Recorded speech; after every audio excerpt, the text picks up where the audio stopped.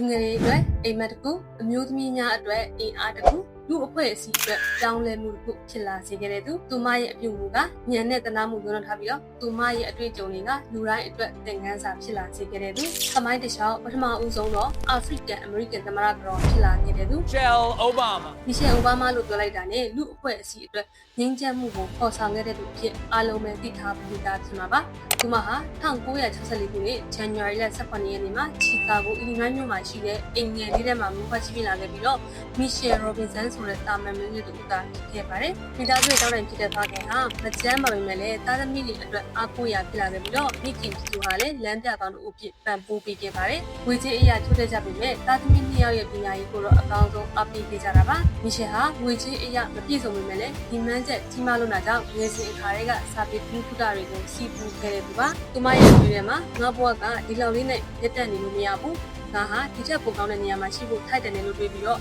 နေမအားညံ့မနာအကြောင်းစာတွေအဖြစ်ဘဝအတွက်တန်မိုးရှိလာတဲ့စာပေတွေကလေ့လာမှတ်သားခဲ့တာပါ။ဒါကြောင့်လည်းသူမဟာထူးချွန်ကျောင်းသားတွေကတက်ခွင့်ရခဲ့တဲ့ Whitney M. Mechanic High School မှာတက်ခွင့်ရခဲ့ပြီးတော့အတန်းရဲ့ဒုတိယဂုဏ်ထူးဆောင်ကျောင်းသားအဖြစ်အောင်မြင်လာခဲ့ပါတယ်။အားလုံးသိကြတဲ့အတိုင်းပဲငွေကြေးအရာညနေမွေးလေးဖြစ်နေပြီးတော့ African American လူမျိုးဖြစ်နေတဲ့သူမရဲ့အောင်မြင်မှုကိုအတန်းပေါ်ရီအပြင်ဆရာမအချို့ကပါအတိအမှတ်ပြုမပေးခဲ့ကြပါဘူး။ဒါပေမဲ့လည်းသူမရဲ့မဆုံးမနစ်ကြိုးစားအထောက်မှုကြောင့်အဖက်ဖက်ကထိုးနှက်မှုတွေပြည်နေတဲ့ကြားထဲမှာပဲသူမဟာ Princeton တက္ကသိုလ်ကိုတက်ရောက်နိုင်ခဲ့ပါတယ်။အခွင့်အရေးအလိုနဲ့ပါတဲ့အတိုင်းဝိုင်းတွေက main ကလေးငယ်တူဖြစ်ခဲ့ပေမဲ့လည်းသူမရဲ့အိမ်မက်တွေကတော့ဉာဏ်နမိတ်ကိုကျော်လွန်နေခဲ့တာပါ။ဒါကြောင့်လည်း1985ခုနှစ်မှာလူမှုဗေဒနဲ့ African American လေ့လာရေးဘာသာပြင်ပုံမှုဆောင်ပွဲ1988ခုနှစ်မှာဟာဗတ်ကျောင်းကချီးမြှင့်တဲ့ဥပဒေပွဲတို့ကိုရရှိခဲ့ပါတယ်။အဲဒီနောက်သူမနဲ့ဝါသနာတူနယ်ပယ်တူစိတ်ချင်းအရာဆက်နွယ်ရင်းနှီးမှုရှိတဲ့ခင်မွန်းဖြစ်သူဘာရက်အိုဘားမားနဲ့1989ခုနှစ်မှာတွေ့ဆုံခဲ့ပြီးနောက်3နှစ်အကြာမှာပေါက်ဖက်ခဲ့ကြပြီး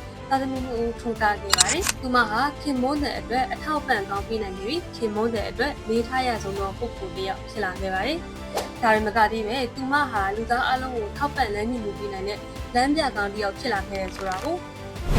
The Light We Carry ဆိုတဲ့စာအုပ်တွေကတစ်စစ်လေ့လာမှတ်သားနိုင်ပါတယ်။ဒါကြောင့်သင်ဟာဘလောက်ပဲမပြည့်မစုံတဲ့စိန်ခေါ်မှုပေါင်းများစွာရှိနေပါသေးအောင်နော်။လက်မလျှော့ပဲစူးစမ်းမယ်ဆိုရင်အခက်အခဲတွေကိုလွယ်ကူစွာဖြတ်ကျော်နိုင်မှာပါ။ I want you to remember that in this country, plenty of folks, including me and my husband, we started out with သူများတွေတောင်လုံနိုင်နေတာပဲငါကရောဘာလို့မလုံနိုင်ရမှာလဲလို့တွေးပြီးတော့မစုံမနစ်စူးစမ်းလိုက်စမ်းပါစူးစမ်းနေတဲ့လူတိုင်းကအရာအလုံးနဲ့ထိုက်တယ်နဲ့ဒီပါရက်မနေသေးပြီတနေ့နေ့တော့တင်ညှော်လေးတဲ့နေရာကိုကြောက်ကိုရောက်မှာပါ